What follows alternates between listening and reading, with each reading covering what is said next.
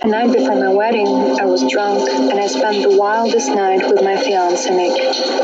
I wanted to remain a virgin till our wedding night, but I couldn't resist. And my world shattered with a knock the next morning. Natalie! Open the door! Are you in there? Open the door! Nick? Nick, can you open the door?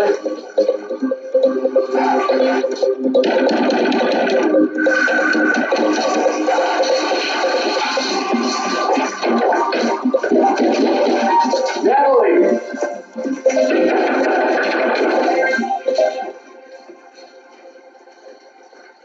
Nick? What are you doing here?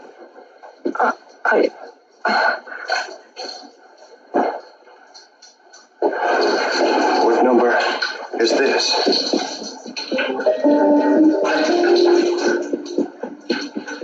But who is there?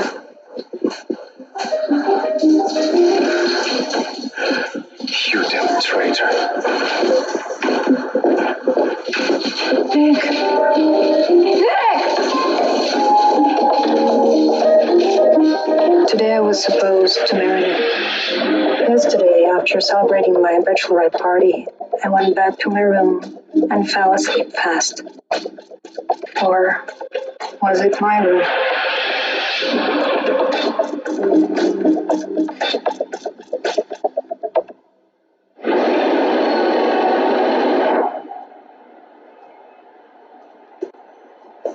How? How could you do that? Father, calm down. You have disgraced yourself. You have disgraced our entire family.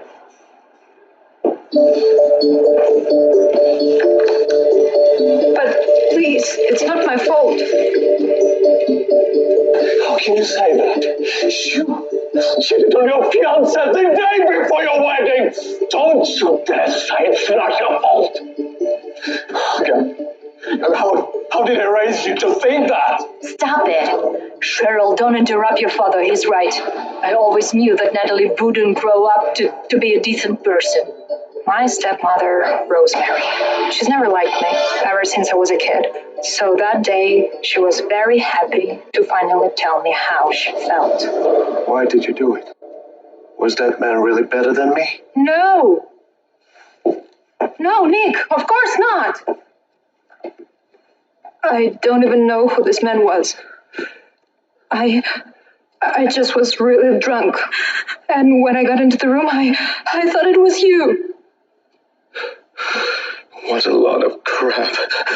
Oh my God. Do you really believe this? Nick, I love you. He was right. It was really hard to believe, especially seeing that stranger had already checked out and the hotel refused to give me his name.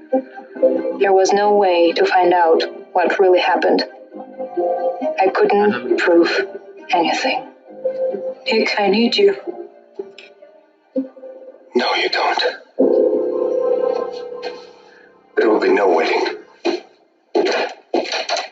Nick, let's calm down. Nick, let's talk this through, Nick. Honey, don't go near him. He would done the same. I need to talk to him.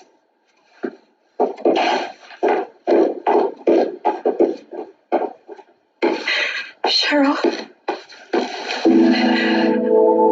Help me, please. I have to figure it out. It's not my fault, believe me, please. I believe you, honey. Of course. I know you're innocent. Because I set you up.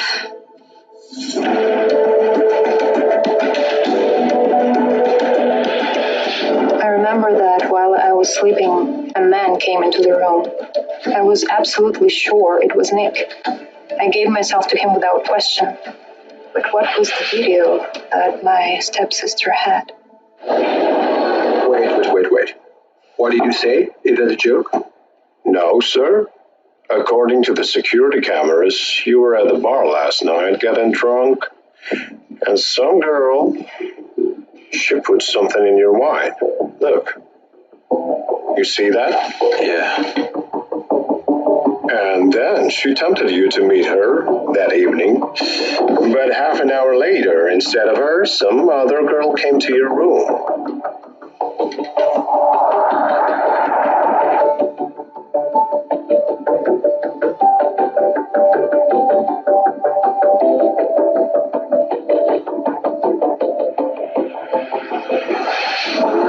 The one brought by your friend. Been under the influence of those drugs, obviously you were unable to notice this switch. It looks like she acted according to the precise plan. So, what do you do now? Oh my god, sister, what a horror. Cheating on your fiance before the wedding. I would never thought of you like that. Cheryl, I don't understand. You set this up, but how did you? It was really very simple. You and I celebrated all day yesterday.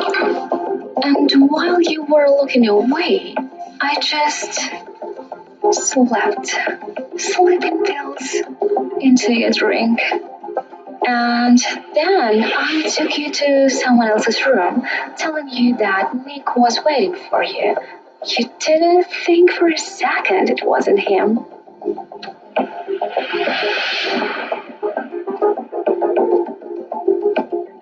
But why? Why you did it to me? Because I want to marry Nick. This is a shock. My stepsister is in love with my fiance, and I can't stand a third of you being happy with him. And I'm ready to do pretty much anything to have him.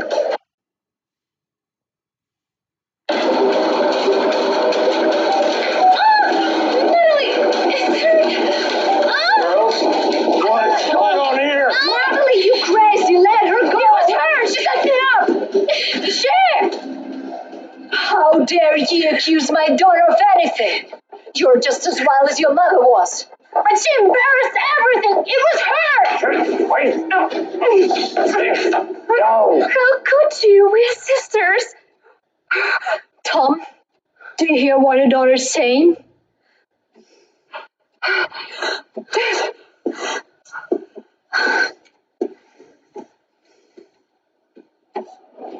Everything has to be destroyed. If the media comes out, the company is finished. I can't let that happen. Mike, you go to the hotel and destroy all the evidence. I'll do that, sir. What about the girl who was framed? Should we contact her? Maybe she needs our help. No.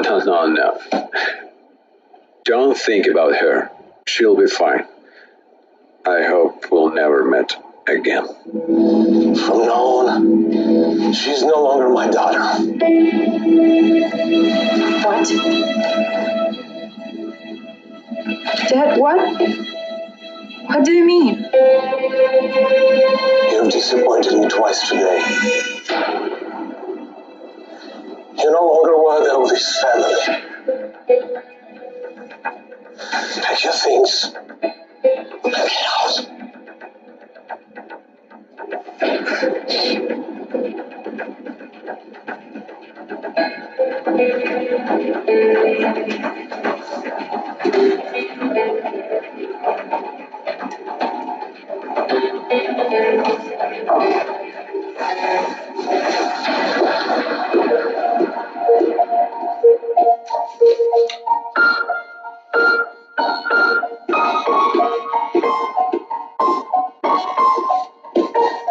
That day, I lost everything.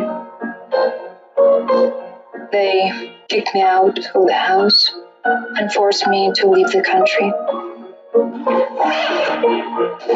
Almost an hour later, my father drove me to the airport and told me that I couldn't stay here. At that time, I was well aware of what I had gotten myself into. But one question kept nagging at me. Who was that man I was with that night?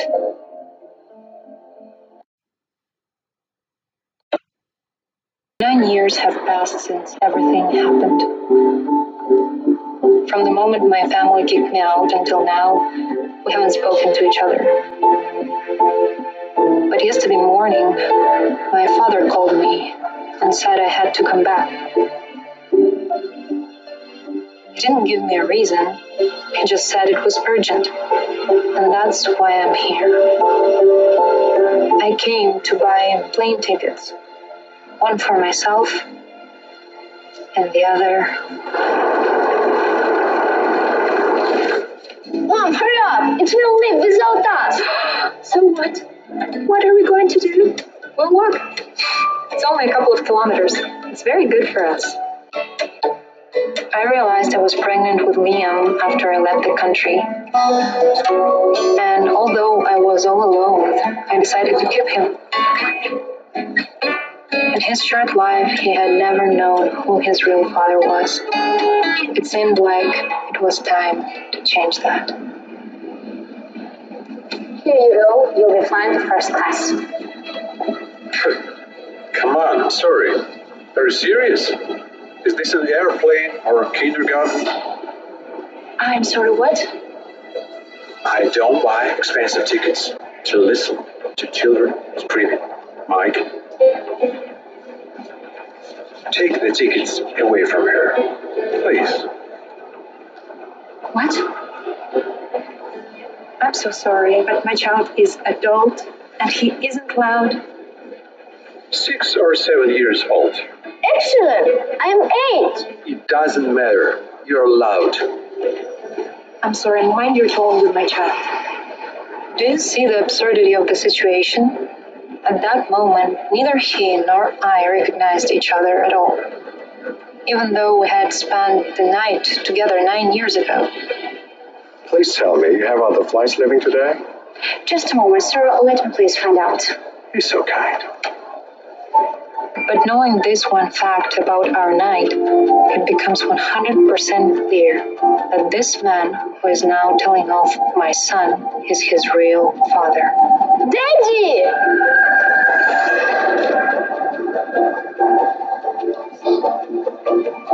I'm sorry. Liam, what are you doing?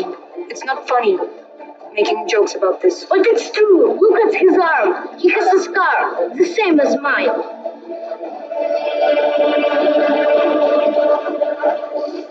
Hey, it's just a coincidence.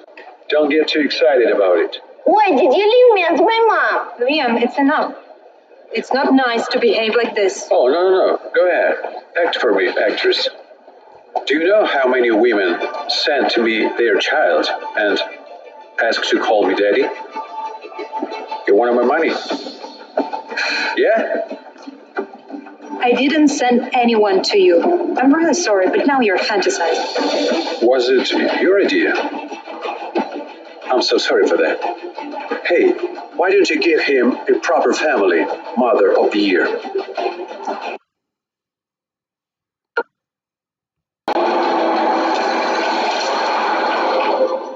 Whoa. Don't you dare tell me and my son how to live our lives. Liam, come on. No woman has ever put Bryce in his place before. They were all infatuated by his strength and authority. At that moment, he was pushed to the wall for the first time. And he liked it. He was definitely interested in me then. Mr. Bryce, are you all right? I'm fine, I'm good. The cashier says there is one more flight leaving today. Should we take it? No, we'll fly with her. Let's go. With her? Really? I didn't understand why Liam called this man Dad. It was our first meeting after that night. A meeting in which neither I nor he realized that we had met each other a long time ago.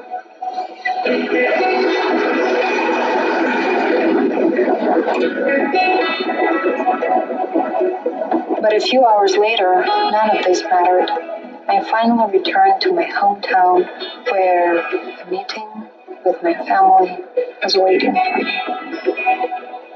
My father didn't tell me why he invited me, but now I understand why he didn't say anything to me. Hey, Natalie! Finally, we were waiting for you. My sister and my ex-fiance are getting married. They had just come to pick me up from the airport.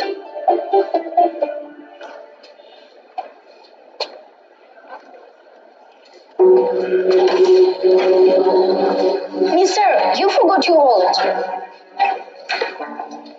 Did it fell out, or maybe you pulled it out? Where are your parents? Liam would never take something that wasn't his. He just gave you your wallet back. So, this is your son? Mother of God, I can't believe it. Who could have agreed to do it with you? Wait. Don't tell me you gave birth after you cheated on Nick. That's terrible. That's just pathetic. And you have been raising him all this time on your own. No wonder he's picking pockets. This is what happens when you get pregnant with the first guy you meet. It was all very painful to hear. I couldn't believe that my half-sister, ex-fiance, who had once told me that he loved me, could now say such things. At that moment, I couldn't hold myself back. If you say that again, you'll get a second one. It goes for you too. Fraud. How dare you? Do you think because you're a woman, I won't do anything to you? Don't touch my mom! Oh, wow! What's wrong with you? That's hurt. Stay away, you're bad people! It's your mother's fault that you have to grow up without a father. And you calling us back? Darling, there you. I've been looking for you everywhere. I was getting worried. Dad! Have you decided where we are going for the lunch? Yeah, darling, yes. Liam really wants some ice cream. Should we go to look for some restaurants with their own ice cream? Of course, it's a good idea. Mike, bring the car around. Sure, Mr. Bryce. Nick and Cheryl couldn't believe what was happening. They had just been convinced that I had been raising an illegitimate child alone for 8 years. And now it turned out that I had a rich husband abroad. I will never forget the look on their faces. I'm sorry. Who are you? Honey, are these your friends? No, honey, I don't know these people. They were looking for some money for the subway. Do I have some? Unfortunately, no. Oh, sorry. Sorry. Let's go.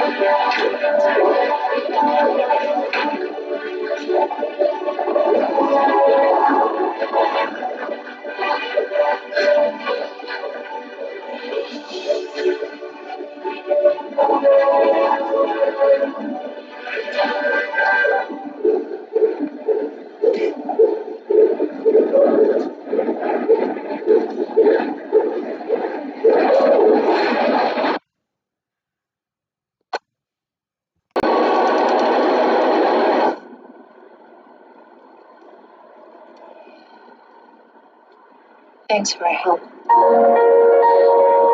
Yeah, seriously. I just don't like what those two were saying. That's all. That's right. They were really bad. I'm glad you intervened, Dad. Liam, you can't call someone dead. Why not? It's the truth. Liam, please. What? It's him. I know it. I can feel it. To have a baby with a woman, at least she needs to be attractive. And that's not about your mother, Kate. Those words were very painful. Of course, this Mr. Bryce protected me from Nick and Cheryl, but now he's hurting me just as much as they were. Stop the car. Stop the car, please. And what's happened? We're leaving.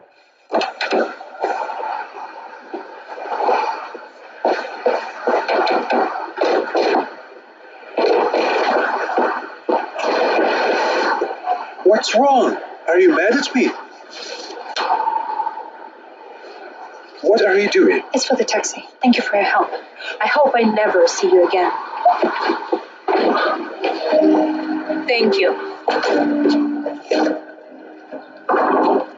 Crazy. Mike, did you see that? Let's go. This was the second time.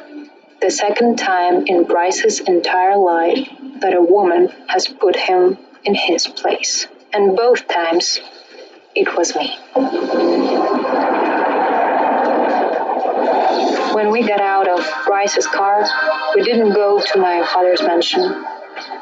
We took a taxi to another place.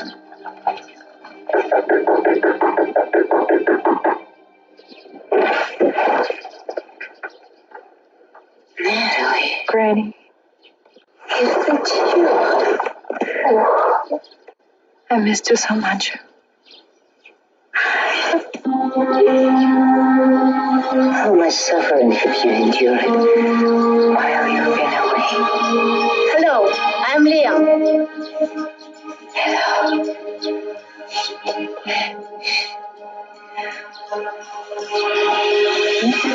Yes. Let's go.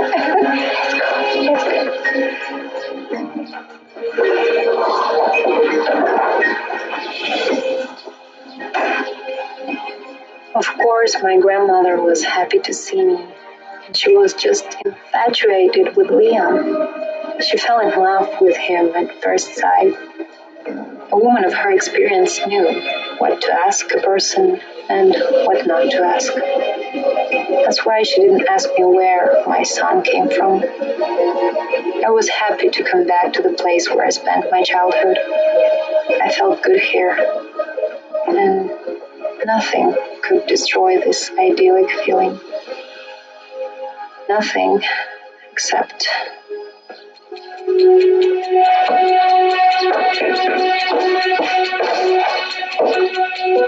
Hello again, sis.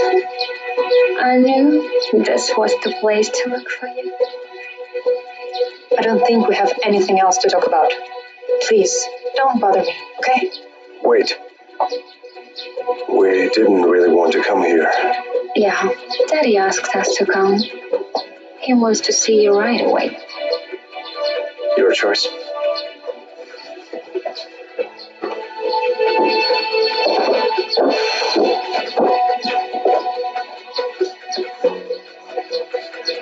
Liam, on the way to the family mansion, none of us said a word.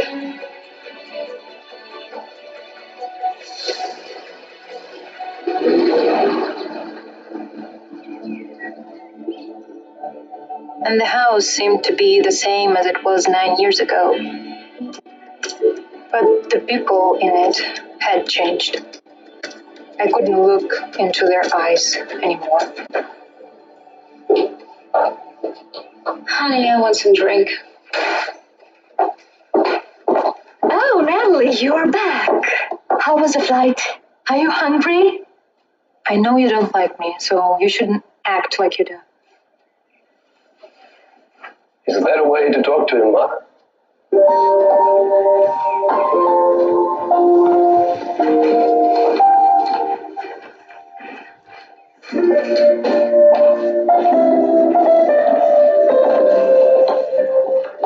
I did.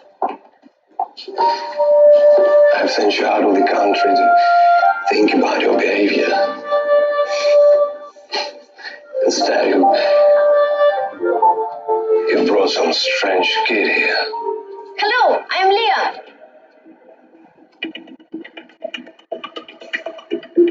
I will never accept him as a part of the Davidson family.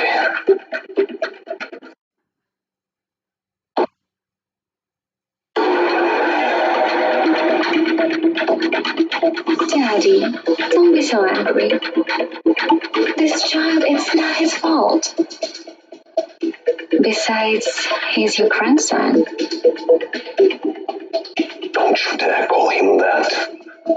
Of course, she emphasized the word grandson.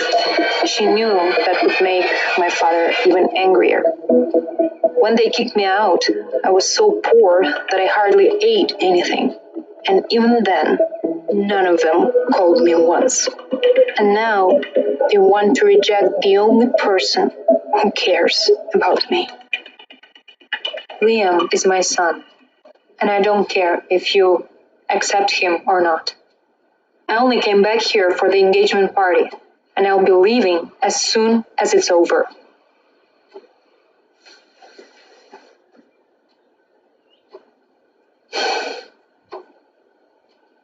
Good. You're welcome to come to the wedding. But not with him. I forbid you to embarrass our family in front of all the guests.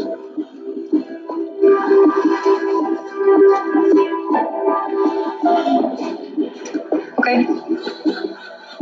Well, if that is what you want, it was very nice seeing you all. Bye. At that time, I felt nothing but disgust. I wanted to leave the house I had lived in for 20 years as soon as possible and go back to my grandmother's house. But on the way out, I was stopped. Natalie, please wait. Natalie. What? What do you want from me? Did you come here to insult me even more? All this time here, Nick hasn't taken his eyes off Liam. He clearly couldn't stop thinking about the man who was with me yesterday. After all, Nick and I had been together for a few years, and I knew I held a very important place in his heart. He still felt something. I just want to ask you something. Okay? What did you mean when you called Cheryl a fraud yesterday? What? Are you serious? Listen, what right do you have to say something like that? You the fraud. You cheated on me behind my back. Are you done? Now you listen to me. Don't you ever bring up what happened then. I had been set up, and you just walked away without asking any single question. Even though we had been together for so many years, you didn't give me an ounce of trust.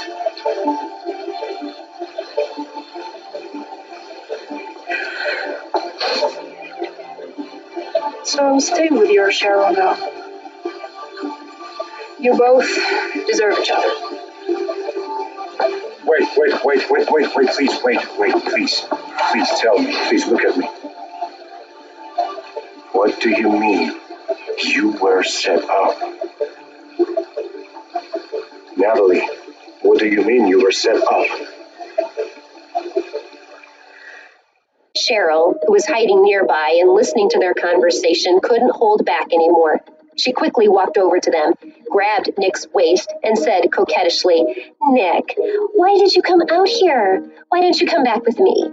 She couldn't completely hide the panic on her face. It was obvious that she wanted to stop Natalie from speaking the truth. Natalie glanced at her and laughed inwardly. "You showed up just in time." Hearing her disdain, Nick immediately became defensive. "It's odd that you were saying all this. Is it because you want to make Cheryl look bad?" She looked at him, wondering what kind of spell Cheryl had put on him to make him like this. If you're so protective of her, why are you still following me? You two are living your lives, so just leave me alone. Natalie couldn't bear to listen to their nonsense any longer. She spit out her words and left with Liam.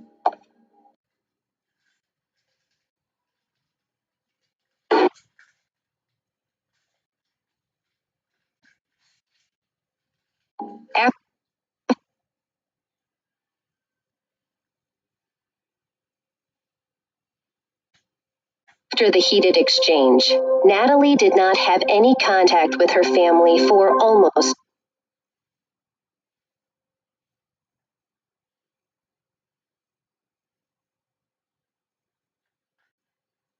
a week. Then, in the blink of an eye, the day of the engagement party arrived. Not only were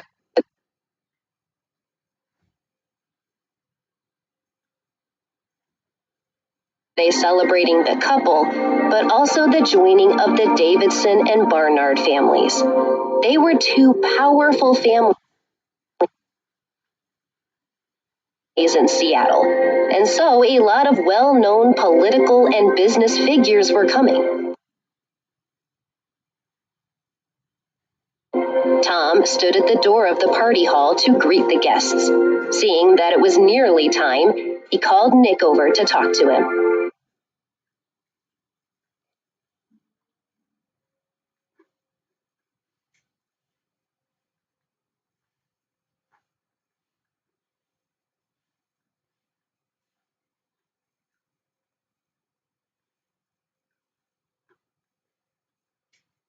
Cheryl and her mother have suffered a lot in the past. He sighed and said earnestly, "Now that you two are engaged, you mustn't disappoint me.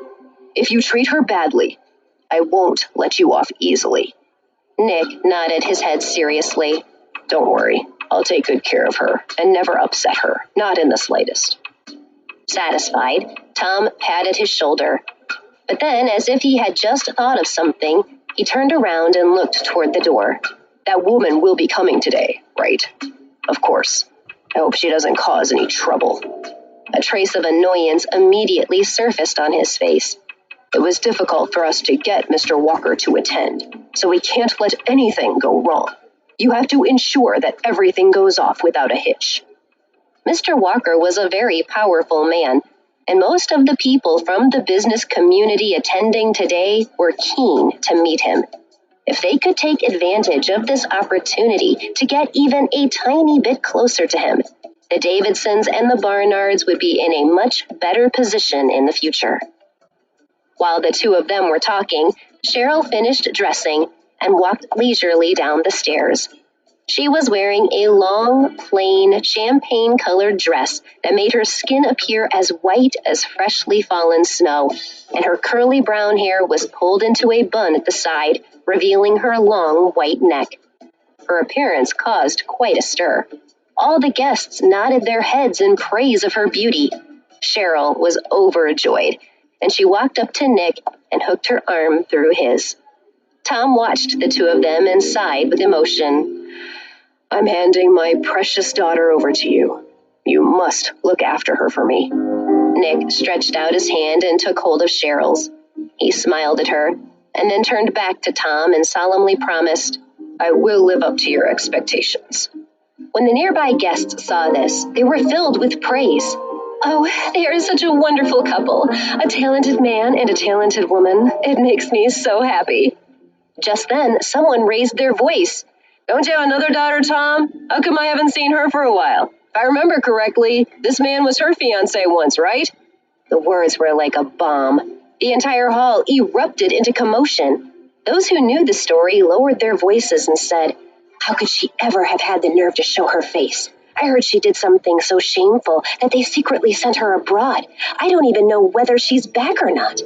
"Who knows?" Someone immediately retorted. "Wasn't Tom's wife also a mistress? Maybe the apple doesn't fall far from the tree and Cheryl actually stole her sister's fiancé." There were many different opinions among the crowd. Tom's face became gloomy listening to the words that were circulating. This was Cheryl's engagement party, not an opportunity to dig into her past and gossip. How could he tolerate that other woman becoming the focus of attention? He was looking around the hall in annoyance when he saw Natalie walk in with Liam. Although she hadn't shown her face in this circle for 5 years, her brilliance was still the same. Whether it was her appearance or her aura, she still had the grace and beauty that people remembered from back then. But she seemed to have matured a lot. Her arrogance had become more restrained, creating an even more striking impression. Look, I told you she was extraordinary. Her personality alone is enough to make people jealous. The guest who had said that he thought Cheryl wasn't inferior to Natalie immediately lowered his head in shame. Tom's expression turned cold. He walked up to Natalie and lowered his voice, trying his best to control his voice. What's wrong with you? Didn't I say that you couldn't bring the child? He felt that she was purposely going against his wishes and trying to make a scene at Cheryl's engagement party. He pointed towards the door, his expression furious, and he didn't hold back his emotions. Get someone to take him away or I'll kick him out. Tom's dismissive attitude to Liam was like a needle that pierced Natalie's heart. If that's the case, she stood tall and looked at the child in her arms. Why did you make me travel all the way here? You knew it would make you unhappy. Don't worry, I'll leave with him right now. Seeing that she was about to leave, Cheryl became anxious. She quickly forced a smile and said, Natalie, don't leave. Daddy was just being impulsive. He hasn't forgotten about you once in the past 5 years. With one hand holding on to Tom and the other holding her fiancé, she tilted her head and smiled. Don't be angry. Today is my engagement party. I really want your blessing. Looking at her, Natalie couldn't help but sneer. Cheryl's silent boasting was much more powerful than her dignified words. She wanted to show off how good her life was, to prove that she had stolen her place in the Davidson family. Natalie saw all this and ignored her. She turned to look at her father, who was still upset. What? Do you want me to stay? Tom looked at her and saw that her eyes were full of hurt. He waved his hand impatiently and said in a harsh tone, Go and stand to the side. Don't wander around in front of us. She wasn't in the mood to argue with him, so she took Liam's hand and found a corner to sit down in. Although the hall was bustling with noise and excitement, Natalie felt tired. 5 years ago, she had been cruelly exiled, and now she was back, with no choice but to attend Nick and Cheryl's engagement party. She didn't know what Tom was thinking. The more she thought about it, the more her head started to ache. Her old illness had returned, and she had not been able to shake it off for the past 2 days. The pressure of everything mixed together, and she held onto her forehead in pain. Mommy? Liam noticed her discomfort. He held onto the armrest of the chair and asked, Are you okay? Without waiting for her to speak, he ran to a waiter and asked for a cup of water in a childish voice. The waiter looked at this obedient and sensible little boy and was struck by how cute he was. He agreed and returned with a cup of water. After drinking half of it, Natalie felt slightly better. She rubbed her temples, finally managing to calm down. And when she looked up, she saw Tom and an older man walking towards her. Closer and introduced the man beside him. Mr. Walker, this is my eldest daughter, Natalie. James Walker looked at her. With his hands behind his back, he laughed until wrinkles appeared at the corners of his eyes. Mr. Davidson, you are so lucky. Both of your daughters are beautiful. I'm envious. You're too kind. On the other side of the room, Cheryl overheard Mr. Walker and quickly pulled Nick aside. I'm not as beautiful as Natalie. I know I can't be compared to her. Natalie looked at her father's expression, which was now as calm as a spring breeze, and got a bad feeling in her stomach. She could tell that he was up to no good. I only have 2 daughters, Tom coughed. Now that my youngest has found happiness, it's time to worry about her sister's future. He turned and nodded to Natalie. Natalie, talk to Mr. Walker, please. His fatherly expression made her feel nauseous. She finally understood why he had made her come back. It was because he wanted to introduce her to this man, this fat, greasy man who he obviously was trying to reel in. Seeing him in the same room as Nick made him look even worse. Until now, She had still had a sliver of hope that Tom might have called her back because he wanted to make up for what he had done to her. But now it seemed that was just wishful thinking. Tom had never felt that he owed her anything, and he had obviously never felt ashamed. Just then, a tall, powerful figure stepped into the hall and quickly became the focus of everyone's attention. But Natalie was still immersed in her own world and did not notice. "Sorry, I don't think I have anything to talk about with Mr. Walker," she smiled coldly. "I came to the party just like I said I would. If there's nothing else, then I'll be leaving." As she spoke, she put down the cup in her hand and got up to leave. "Natalie!" Cheryl let go of Nick's hand and came over to her father, pretending to be friendly. She reached out and grabbed Natalie's wrist. "Don't be angry. Daddy did this for your own good.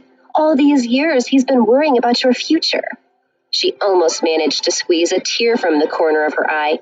"Mr. Walker is the head of the Walker Group, and he is also a real estate tycoon.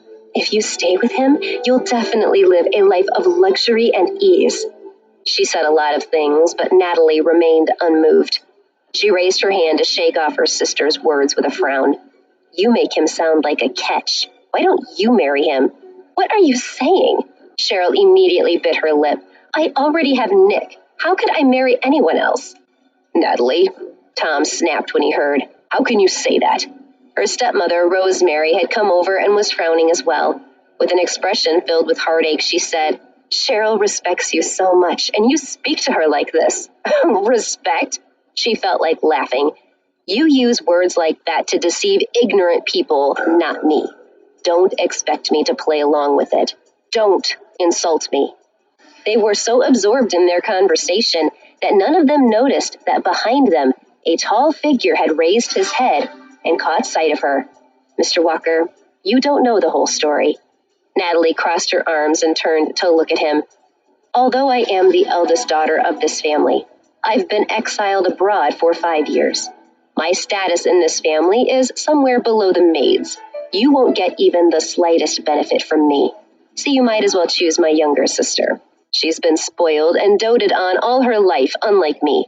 I also have a child, and everyone in Seattle knows about it. If you marry me, you'll only be insulting yourself." Natalie's words were decisive because she didn't have as many scruples as Tom. Since she wanted to cut off this relationship, why not do it cleanly? The moment she finished speaking, everyone's expressions changed. Tom and Rosemary's faces were filled with fear and awkwardness from having their lies exposed. The gathered guests all started to feel sorry for Natalie. I didn't know they treated her like that. How could he do that? After all, she's his daughter, his own flesh and blood. As a father, how could he be so heartless?" "Mr. Davidson." Mr. Walker couldn't hold in his anger any longer. He looked at Tom and said with a forced smile, "You didn't tell me she had a child." "How could I possibly lie to you, Mr. Walker?" Tom was so anxious that he wanted to explain, but the truth had already come out. No matter what he tried now, it would be useless. Natalie had sacrificed her reputation to hurt him even more. There was no way out of it. Just as his scalp started to burn from worry, he suddenly heard a cold sneer behind him. "When did the woman I've got my eye on become reduced to this? To being sold like a cheap toy?" Everyone turned their attention to the person who had spoken. They saw a man walking over with steady steps. There was a playful smile on his face, and his eyes stared at Natalie like she was his prey. Enemies are always easy to find. He hadn't expected to meet this woman here.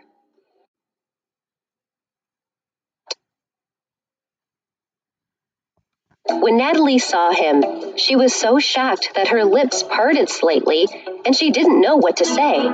She hadn't thought that she would meet this man again so soon. It was fate. Tonight he was wearing a tailored suit that fitted him perfectly.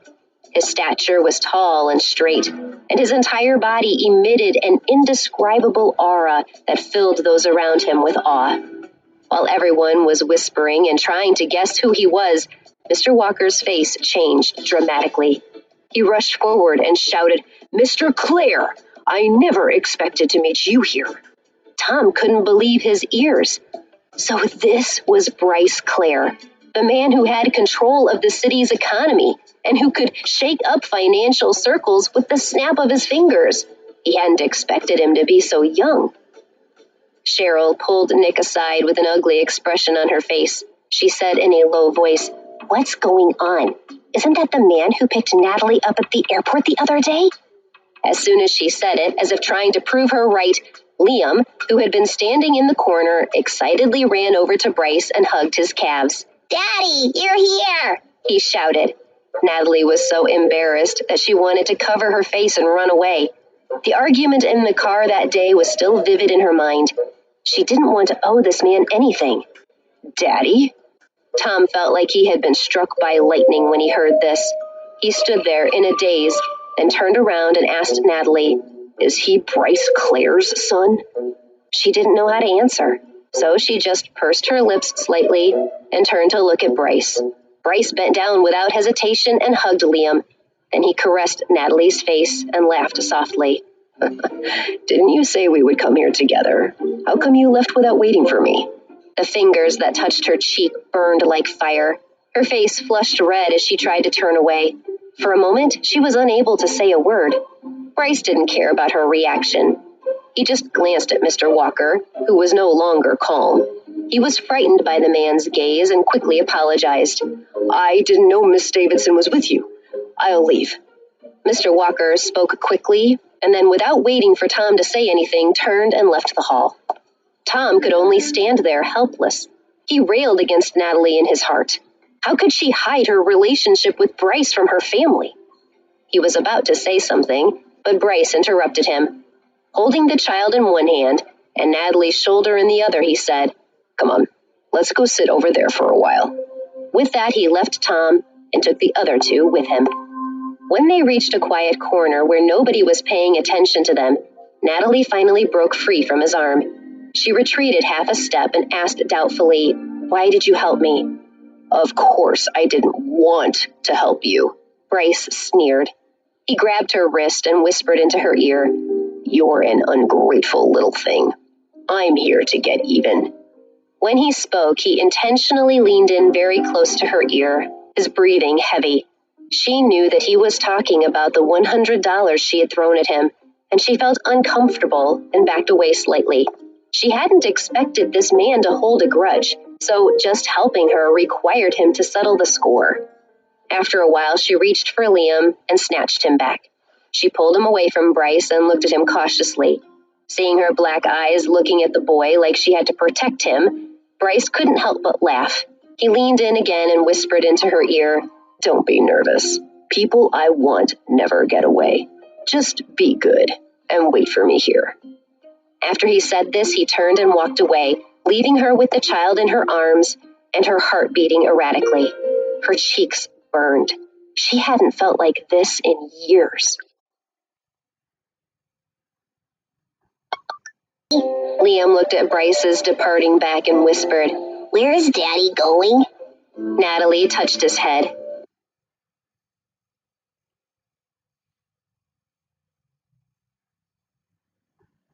He felt conflicted. He seemed certain that this man was his father.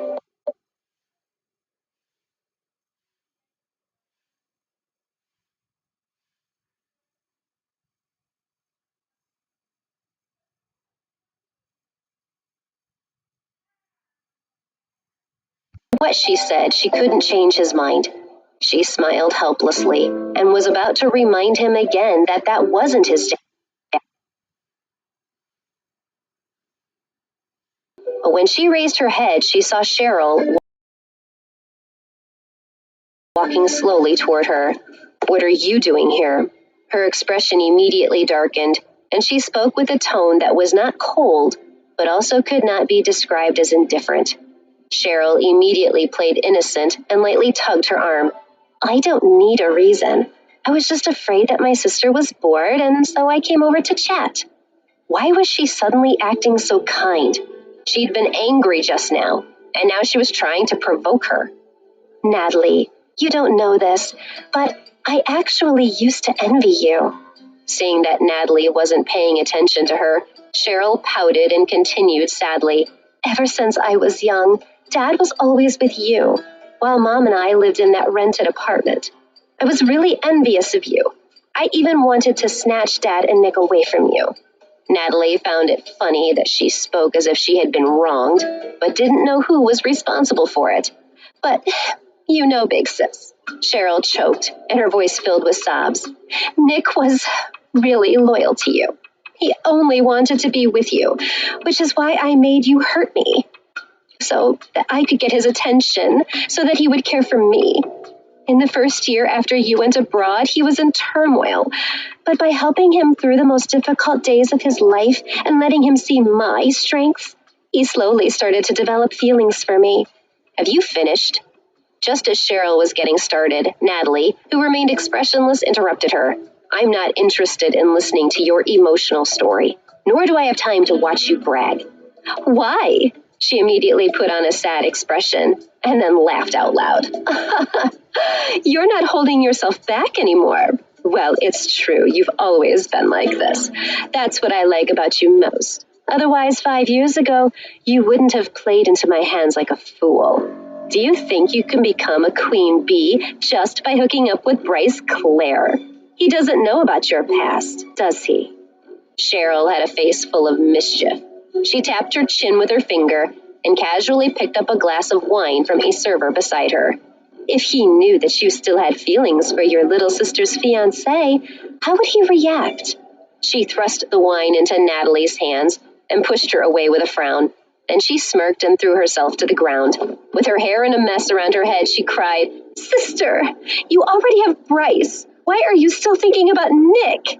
She purposely raised her voice to attract the attention of all the guests in the hall. "Do you still blame me for getting together with him?" She bit her lips as tears threatened to fall from her eyes. "But he caught you cheating. You broke his heart first. How can you still—" She did not finish her sentence, but she had already said enough to put all the blame on Natalie. The surrounding guests looked at the stunned Natalie, who felt her head buzzing and her temples throbbing. Seeing Cheryl kneeling on the ground in a very sorry state, Nick squeezed through the crowd, pulled her into his arms, and roared fiercely, "Natalie, why are you like this?" Even Tom leaned towards her and reprimanded her. "How could I have a daughter with such a vicious heart?" The endless scolding made her head spin. She put Liam down, afraid that she would drop him. "You nasty woman!" Liam shouted at Cheryl, who was still on the ground. "You're lying!" Natalie felt unbearable pain in her chest. She tried her best to support herself, but her vision went dark again. Losing her balance, she fell backward. But instead of hitting the cold tiled floor, she fell into a warm embrace. Bryce caught her tightly in his arms and looked up at Cheryl with a cold gaze as she was helped to her feet. Seeing his stare, Cheryl panicked and started to act pitifully. With a weak voice, she said, "Mr. Clare, don't blame me. My sister grew up with Nick after all. They grew up together." Bryce sneered and turned to look at Nick with a hint of ridicule in his voice, still talking to Cheryl. "Your sister had a bad taste in the past, but that's over now. With me here, why would she want any other man?" He did not react to Cheryl's stupefied expression. Instead, he picked up Liam with one arm and hugged the unconscious Natalie close to him before turning around and leaving. When Natalie woke up, she was no longer at the engagement party, and she was surrounded by snow-white walls. She had apparently been taken to a hospital. She still had a splitting headache, as if someone was pounding her head with a hammer. Liam. She felt a little weak, but she did not expect her voice to turn hoarse the moment she spoke. She began to cough violently. Tom was standing at the side of her bed. Seeing that she had woken up, he didn't pay any attention to her words. Instead, he said, "What's your relationship with Bryce?" At that moment, Natalie felt nothing in her heart but disgust. She could almost smell his desperation, and it made her headache worse. In no mood to answer his question, she forced herself to sit up in bed. "Liam, hurry up and come in here," she called. "Stop shouting. He's not here." Tom frowned and said impatiently, "I asked Cheryl to take him for food." "You haven't answered my question. What is your relationship with Bryce?" Natalie refused to believe that he had good intentions. What's more, she couldn't imagine what kind of harsh treatment Liam would be subjected to if he stayed with Cheryl. What does it have to do with you? Her face darkened as she glared at him. I think I've made myself clear. You go your way and I'll go mine. In the future, I'll leave you alone. All right, let's go our separate ways. Tom smiled coldly and nodded. You can go. The farther, the better. Natalie lifted her hand and pushed away the quilting covering her body, barely able to support herself as she stood up. I will. I'm leaving with Liam. Don't worry, we won't bother you again. Liam is a Davidson, so naturally he will be brought up here. Do you really think someone like you could raise him? Tom's words stabbed at her like needles, so sharp and painful that she couldn't even scream. When he first saw Liam, he had called him a bastard. But now that he thought the boy's father was the illustrious Bryce Clare, he had changed his tune. You can say whatever you want. She clenched her hands, her voice growing louder. I don't want anything. Just Liam. After going through so much, there was almost nothing left inside her. No one cared about her, or whether her life was good or bad. Spending 5 years abroad had made her mature a lot, but she had also woken up. During that painful and unforgettable period, Liam had been at her side. Through spring, summer, autumn, and winter, through many days and nights. His importance to her was not something her father or any of the others could understand. I will give him back to you. Tom raised his eyebrows and sized her up, speaking slowly. I've heard that the Clare family is looking for a business partner. If you can persuade Bryce to partner with us, I will return your child to you. He spoke lightly, but his intention was clear. How many people were fighting for this opportunity? Something like this was easier said than done. Don't worry, I won't hurt the child, but you should use your time wisely. With that, Tom walked away, leaving Natalie alone in the ward. She was so cold that she felt like she was standing in a cave of ice. Thinking about whatever her father said made her head spin, as she had only met Bryce by accident, and asking him for help wouldn't come easy. After realizing that it was Liam, her only support system, whom she loved more than anything, she decided to seek help from Bryce. But where would she find him now? He was very powerful, so just getting close to him would be extremely difficult, not to mention that she would have to negotiate with him. But despite her worries, she did not hesitate. She couldn't wait a day longer. She had to get out of the hospital as soon as possible and do what needed to be done to get her child out of her father's clutches. She checked online and found quite a few news articles about Bryce. They said that he was a young talent, of the sort only seen once a century. But she didn't care about any of this. She quickly found his company's address on the website and went through her discharge procedures before rushing out of the hospital. When Natalie arrived at the Clare group, it was already afternoon.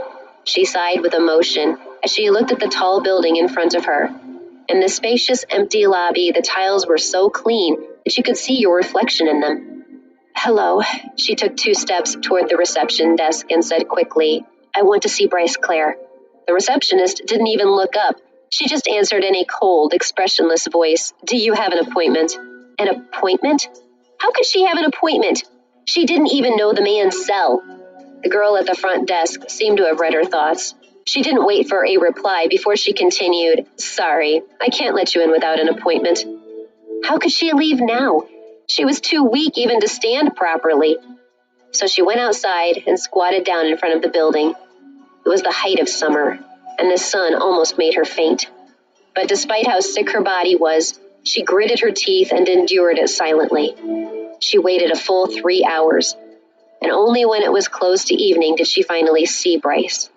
He was too busy talking on his cell phone to notice her. He got into his car and prepared to leave. Natalie quickly got up and chased after him. She wanted to tell him to stop, but when she opened her mouth, she found that her throat was dry and hoarse. As the car passed her, heading off down the road, she rushed out in front of it and blocked its path. In the back seat, Bryce finally noticed what was happening, and his expression changed completely. The car almost hit her.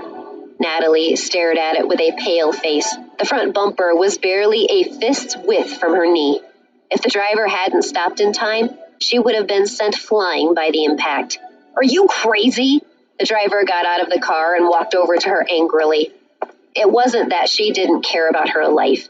She had simply rushed out in a moment of desperation, not caring about anything but stopping the car. She swallowed.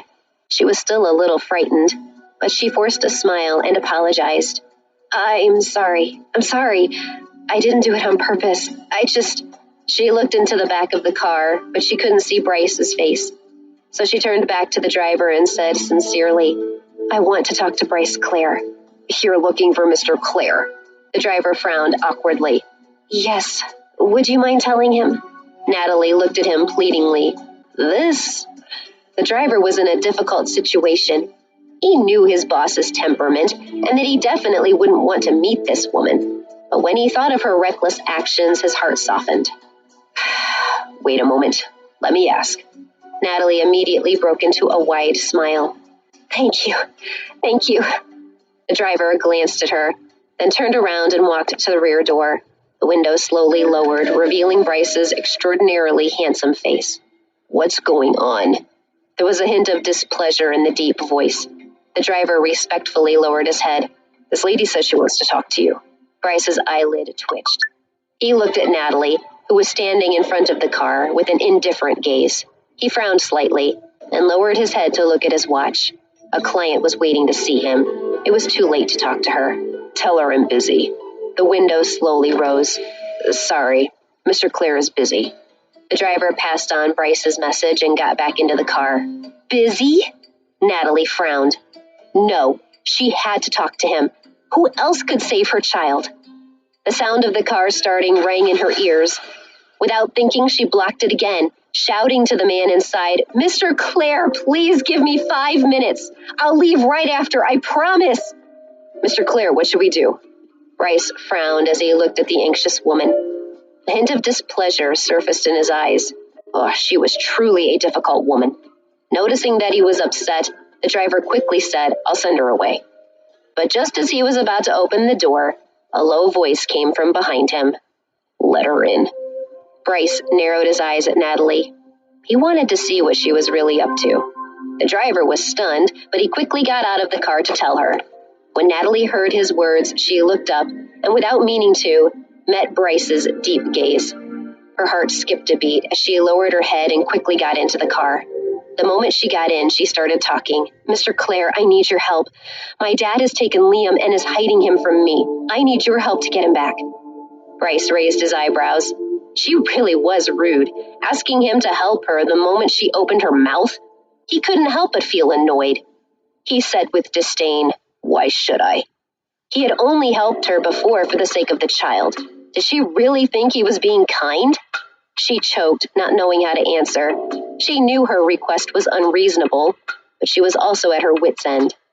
That was why she had decided to ask for his help. If she'd had a choice, she wouldn't have asked him. But now only he could help her. Thinking of this, she clenched her fists and summoned the courage to plead. Mr. Clare, I beg of you, please help me. She lowered her head, bit her lower lip, and gritted her teeth. If you help me, I'll give you anything. Anything. Bryce glanced at her and smiled sarcastically. What do you have that I could possibly want? Or do you mean? He moved closer to her, causing her to shrink back in fear. His voice, full of contempt, whispered in her ear, Will you sleep with me? Instantly, Natalie's face turned red, and she bit harder on her lip without uttering a word. Bryce scoffed. He sat up straight and adjusted the cuffs of his shirt with his slender fingers. He said coldly, Unfortunately for you, I have a lot of women. I can't even count how many, begging me to sleep with them every day. Natalie looked up, surprised. She knew he was very popular with women, but she was still surprised to hear the words from his own mouth. At that moment, she realized she had been in too much of a hurry to find him. Embarrassment welled up in her heart. Even if she wanted to repay him with her body, he still might not want it. And, as he had said himself, he wasn't short of women, so what was he missing? Natalie smiled bitterly to herself. She suddenly realized that asking him for help was the stupidest thing she had ever done in her life. She had come here to be humiliated. She took a deep breath and forced a smile. "I'm sorry, Mr. Clare. Sorry to bother you."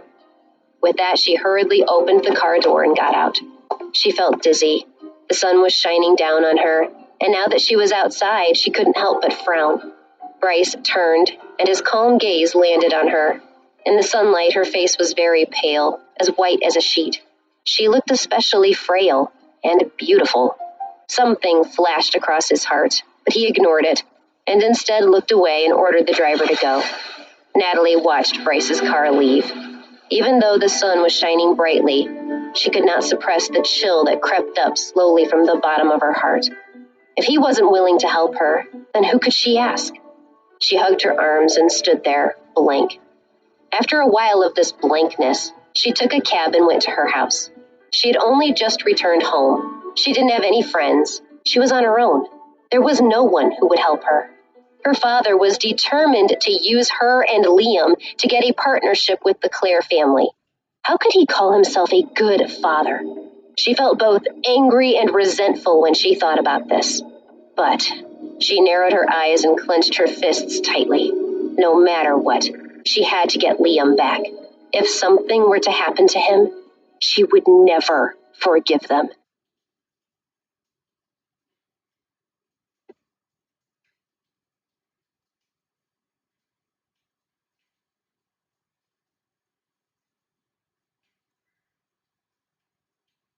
Since Bryce wasn't willing to help, Natalie could only rely on herself. She had to find her child. She absolutely couldn't let her father and the others win. She made up her mind and returned to her family home, but did not go in through the main entrance. Instead, she snuck in through the backyard, carefully avoiding all the surveillance cameras. Her father had taken Liam, so the first place she thought he might have taken him was this house. If her father had him hidden in any corner of this place, she would find him, leave with him, and never return. But even though she looked all over, there was no sign of him. He wasn't there. She raised her eyebrows, but before she could think about it anymore, she heard a sweet voice say, "Wow, I'm so tired." It was Cheryl. Natalie was shocked. She immediately hid behind a potted plant, using the dense foliage to hide herself. Through the gaps between the leaves, she saw Cheryl and Nick slowly walking toward her. "If you're tired, why don't we go and lie down?" Nick raised his eyebrows with a suggestive smile. "You're so annoying," Cheryl scolded him playfully. He pulled her into his embrace and lightly touched the tip of her nose. "I know you like it. Why won't you admit it?" "You're so annoying. I'm ignoring you." Cheryl, whose thoughts had been exposed, pretended to be angry and turned her face away. But Nick continued to tease her, even though he knew she was pretending. Looking at the two of them and hearing Nick's sweet words, bitterness surged up in Natalie's heart, and she quietly clenched her hands by her sides. Back then, he had teased her like this. Back then, she had thought that he loved her, and that they would spend the rest of their lives together. But this lack of trust in her after the incident had completely destroyed her feelings for him. When she thought about how she had once felt about this piece of trash, she wanted to laugh. She really must have been blind. "Dad told me to take care of that annoying kid." When Natalie heard Cheryl mention her son, she quickly stopped her mind from wandering and listened attentively. "He's at the hotel by himself. If anything happens, it'll be trouble. But I don't really want to go," Cheryl pouted. She wasn't willing to go to the hotel to take care of Natalie's son. Nick frowned. In all honesty, he hated Liam. The boy's existence reminded him of Natalie's betrayal all those years ago. But as Cheryl had said, he was very important to the Davidson family. So he weighed the pros and cons, suppressed his disgust, and said to Cheryl with a smile, "I'll go with you." "Really?" She was pleasantly surprised. He nodded. "Let's go." "All right." "Liam's at the hotel." Natalie watched Cheryl and Nick's retreating backs. She followed them quietly. In fact, she followed them all the way to the hotel without them realizing it. But when she reached the front door, she was stopped by the concierge. "Miss, please show me your membership card." Membership card? Natalie frowned. Seeing her doubt, the concierge explained, Our hotel requires a membership card to enter. Natalie didn't have a membership card. She could only watch as Cheryl and Nick disappeared from her sight. She sighed in frustration, stepped back, and looked up at the hotel. She didn't know which floor Liam was being kept on. Meanwhile, in the restaurant on the second floor of the hotel, Bryce was eating with his parents. Robert and Michelle Clare had been living abroad for a long time. It was rare for them to come back to America, so Bryce had canceled his previous engagements and come to the hotel to meet them for dinner. As a parent, when she saw that her son still didn't have a girlfriend, despite being 32 years old, a suitable age for marriage, his mother felt anxious. Bryce, when are you going to get married? She put down the spoon she had been holding while eating and glared with dissatisfaction at Bryce, who was sitting opposite her. When it's time, of course, he replied plainly. Hearing this, Michelle couldn't help but get angry. You always talk back to your father and me. I think you wouldn't get married even if we died. Mom. Bryce lifted his hand and rubbed his forehead. He looked at her helplessly. I will get married, but I can't just rush into it. Hearing that, she let out a heavy sigh and her tone became more gentle. I know you've been very busy these past few years, so busy that you didn't have time to think about your personal life. But now that the company is growing so steadily, it's time for you to make a plan. Your dad and I are still waiting to hold our grandson. Michelle said this while nudging Robert, who was still sitting beside her. He was surprised, but he reacted quickly. Your mother is right. Now that the Clare family is in a stable position, you should relax. Find a girlfriend, get married. Did they think he could find a girlfriend just anywhere? That he could get married just like that? Bryce didn't know whether to laugh or cry. He shook his head. Then out of the corner of his eye, he caught a glimpse of a woman standing outside the hotel entrance downstairs. His gaze suddenly turned cold. Why was she here? Michelle noticed that something was wrong with him and frowned. Bryce, are you all right? He looked away and shook his head. It's nothing. He lowered his head to eat, but his eyes, which held a frosty expression, never left the woman. He hadn't expected her to follow him here. If he had known she would do this, he would never have helped her. Apparently, he couldn't shake her off so easily. A wave of disgust rose in his heart. He withdrew his gaze and continued to eat, pretending that he hadn't seen her. Downstairs, Natalie didn't know that she had been spotted by Bryce. She continued to look up at the hotel, her teeth nibbling at her lower lip, her pretty little face clearly annoyed. She knew that Liam was inside, but she couldn't reach him. She was livid. It didn't matter, though. As long as he was here, she had time to find a way to get him out. The most important thing right now was figuring out how to get inside. Just when she felt a loss for what to do, she saw an advertisement in the window next to her. The hotel was hiring waiters and waitresses. Natalie's eyes lit up. She had hope. She tore down the advertisement, returned to the concierge, and showed it to him. I'm not a member. I'm here to apply. Although the concierge was hesitant to begin with, in the face of Natalie's insistence, he eventually gave in. She had managed to get into the hotel. Secretly, she heaved a sigh of relief. Are you sure you want to be a waitress? The hotel manager looked at her from head to toe. His tone was filled with suspicion. The reason why he asked this was because Natalie looked too elegant, so it was a pity for her to become a simple waitress. Seeing his doubt, she immediately put on a sincere expression and said reassuringly, Yes, I do. Afraid that he would not believe her, she told him about her work experience abroad. I was a waitress in a hotel while I was overseas. I've been through all sorts of hardships, but you can rest assured that I will not disappoint you. After she had been sent abroad, she had worked very hard in that first year in order to survive, especially during the winter when she was still pregnant. She would never forget the pain. The manager was impressed. He had thought she was just a young girl. He hadn't thought she'd been through so much. He couldn't help but feel a whole new level of respect for her, and he was also very satisfied with her experience. Without saying anything else, he offered her the job. All right, you can come to work tomorrow.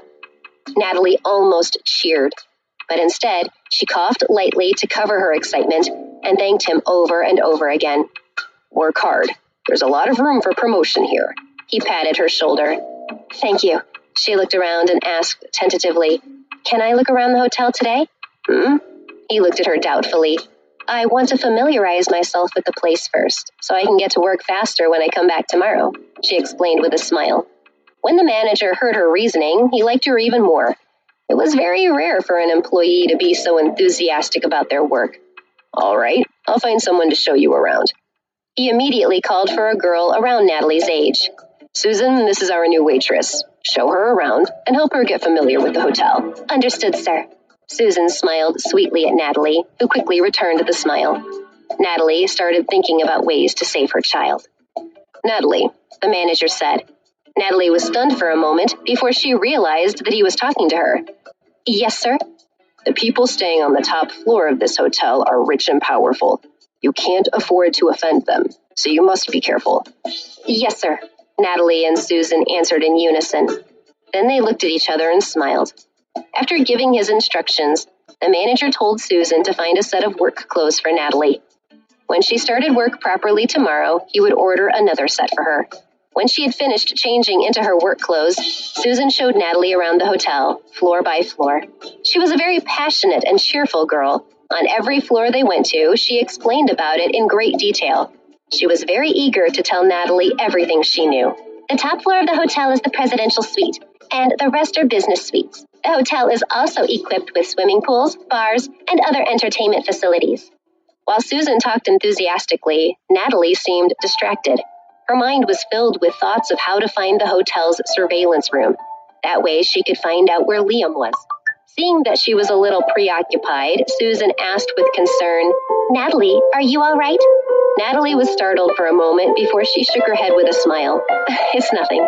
Susan did not probe any further, but only said, Then let's go upstairs and take a look. Natalie couldn't waste any more time. She asked casually, Where's the surveillance room? Susan stopped, turned around, and looked at her with a puzzled expression. Why do you want to know? Natalie laughed inwardly and shrugged. I'm just asking. After all, it's the heart of the hotel. If there's an emergency or something, it would be useful to know where it is. I see. Susan nodded her head, not doubting her at all. She told her right away which floor the surveillance room was on and also how to get there. Natalie wrote it down and smiled brightly. Thank you. You're very kind, explaining everything to me so clearly. It's nothing. We'll be colleagues soon. It's only right for us to take care of each other. Seeing how sincerely Susan was smiling, Natalie couldn't help but feel a little sorry for her. She apologized to her in her heart. Now she knew where the surveillance room was. She didn't want to continue with the tour of the hotel, so she found an excuse and went to the bathroom. By the time Bryce finished eating with his parents, it was already dark outside. Originally, he had wanted to accompany them home, but he had an emergency video conference to attend, so he told them to leave without him and decided to stay at the hotel. The hotel kept a room for him all year round. After the video conference ended, Bryce heaved a long sigh of relief. He raised his hand, took off his tie, and threw it aside. Then he got up and walked into the bathroom. Natalie sneaked up to the floor where the surveillance room was, then followed Susan's instructions to find it. But she had not expected the hotel to be so big. There were several corridors, and it did not take long for her to get lost. She couldn't tell which direction she was going in, let alone how to find the surveillance room. Helpless, she could only search slowly and hope that she would find it. After searching for a long time, she walked past an elevator. As she passed, the door opened with a ding sound. She quickly turned around and pretended to be looking for something. Out of the corner of her eye, she noticed someone coming out of the elevator. When she saw who it was, her eyes widened. How could she have run into Cheryl and Nick? Please don't let them see me, she thought to herself, and lowered her head even further. Thankfully, she was wearing the clothes of a hotel attendant, so Cheryl walked past her without even looking. After they had gone, Natalie looked at the elevator. Her thin eyebrows creased. Up on the highest floor was the presidential suite. If they had come down, did that mean Liam was up there? Her spirits lifted at this possibility. She dashed to a nearby staircase and began to climb. It took almost no effort to reach the top floor, and she soon found a suspicious-looking room. There were two tall, black-clothed men standing at the door, bodyguards. Liam had to be in that room. How could she get into that room? Natalie frowned. At that moment, a waiter pushed a food trolley past her. This gave her an idea. She strode forward and snatched the trolley, smiling as she said to the startled waiter, "Let me do it." "Who are you?" he said, realizing that he didn't recognize her. "You don't know me? I was just hired today." She feigned shock and her eyes widened. Then she sighed helplessly and said, "Well, this hotel is so big and there's so many employees. It's not like we all know each other. You should go rest. I can do this." "But..." The waiter wanted to say more, but she cut him off. "It's okay. We're colleagues. We have to help each other out. You look tired. You probably haven't had a good rest in a while. Just take this opportunity to have a break, okay?" "I look tired?" He lifted his hand and touched his face. "Now." Natalie pushed the trolley toward the room with the guards. By the time the waiter could react, she had already entered the room. It was very quiet inside, so quiet that it didn't seem like anyone was living there. Natalie looked around, but she didn't see Liam. Her thin eyebrows creased.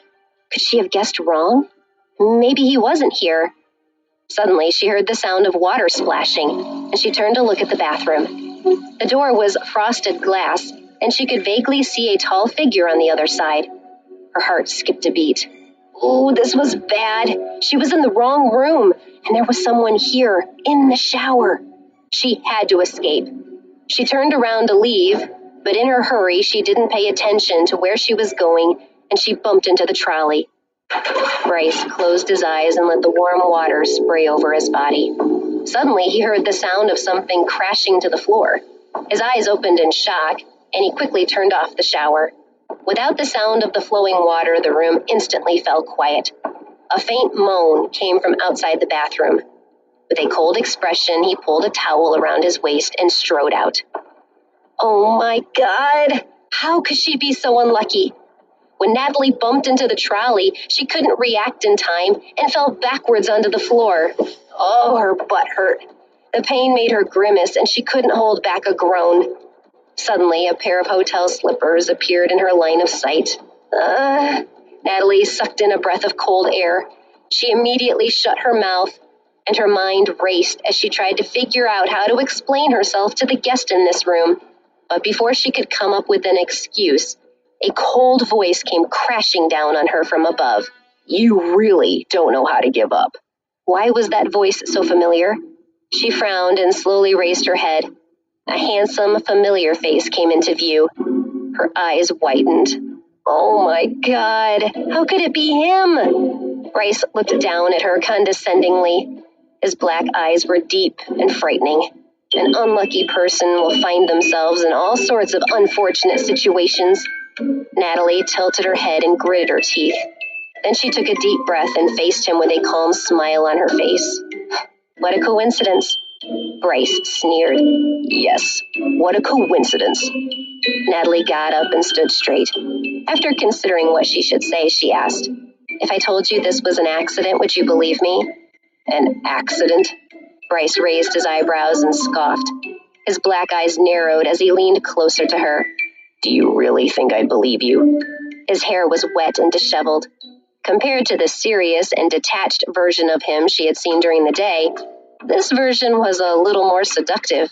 Natalie swallowed, her heart beating fast. She took a step back to increase the distance between them. With the same smile on her face, she responded, "How can I know what you're thinking?" He smiled sarcastically. "You don't dare to guess my thoughts, but you do dare to enter my room. Natalie, should I call you brave?" He said this as he stepped closer to her. She backed away again. "I'm not lying. This was an accident. I thought Liam was here. I came to find him." Bryce chuckled and then immediately stopped. His expression turned sullen. "Do you think I believe that?" Sensing that he was getting angrier and angrier, Natalie realized the danger she was in and turned around to escape. But he was faster. He reached out his long arms, grabbed her waist, and pulled her closer to him. A strong musk assaulted her senses. Startled, she tried to struggle. "Let me go." But he was too strong. She couldn't move an inch. She gave up struggling and glared at him. "What are you trying to do?" "What?" He smirked as his black eyes flashed with a strange light. "Don't you know what I want to do?" "I don't," she said sharply. "Are you trying to—" Bryce raised his eyebrows. "Isn't that why you came here?" "No." The sooner Natalie said the word, the more she felt the world spinning around her. By the time she could react, she was already on the bed. Bryce pressed his tall body against her so there wasn't the slightest gap between them. Even though she had had a child, she was still a stranger to lovemaking. This was the first time she had been this close to a man without passing out. She didn't feel any lust. She only felt extremely ashamed and fearful. Her face turned red, and she forcefully pushed him away. "Get off!" But he grabbed her hands and pressed them against the top of her head.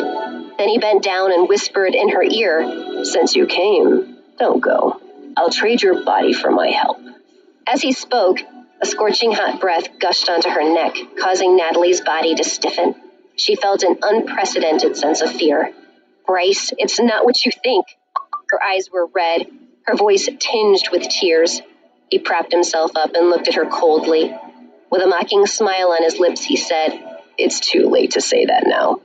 You should have thought of what might happen before you came into this room." Why should he believe her? Terrified, Natalie shouted at him, "I don't care what you think. Get off me!" Ugh. The sudden intense pain caused Bryce's handsome face to twist slightly. Natalie sucked in a breath of cold air and pushed. This time she easily got away. "Sorry, Bryce." With these words, she ran away. About 10 seconds later, after he had finally recovered from the pain, Bryce sat up on the bed. His dark eyes were now frighteningly black. That damned woman. He must catch her and make her pay for what she'd done. He squinted his eyes, thinking. If he was not mistaken, she was wearing the uniform of a hotel attendant. With this in mind, he got up, walked to the door, and opened it. The moment the bodyguards outside saw him, they lowered their heads respectfully. "Mr. Clare, did you see the woman who just ran out?" The bodyguards looked at each other and replied in unison, "Yes, very good." He narrowed his eyes and said fiercely, "Go and get her for me." Natalie ran out of the room and down the stairs. But after descending a few floors, she couldn't run anymore and had to stop. It should be safe now, right? She raised her head and looked up the stairs. Thinking about what had just happened left her with a lingering fear. She had kicked him. Oh, he must seriously hate her. She only hoped she would never see him again. After taking a few deep breaths and calming herself down, she walked out of the stairwell. Suddenly, she bumped into Susan, who had been showing her around the hotel. When the girl saw her, she frowned and asked with some displeasure, "Why were you in the bathroom so long?" Natalie's gaze drifted away for a moment, and then she smiled bashfully. "This hotel is so big, I got lost. I've been looking for a long time, but I couldn't find you. I'm really sorry." Seeing that her apology was sincere, Susan said cautiously, "It's best if you don't wander around. If you offend an important guest, that would be bad, especially the guests in the presidential suite. Even the manager has to be careful when he sees them." The corner of Natalie's mouth twitched. Susan's advice had come too late. "Let's go. I'll help you learn your way around the hotel so you won't get lost again," she said kindly. At this, Natalie came to her senses and responded with a small smile. She turned around and looked in the direction of the staircase with a serious expression on her elegant face. Although she hadn't found Liam this time, she had angered Bryce. But it didn't matter. At least she had managed to get a hint of where Liam might be held captive. Tomorrow, when she came back to work, she would find a chance to go up there.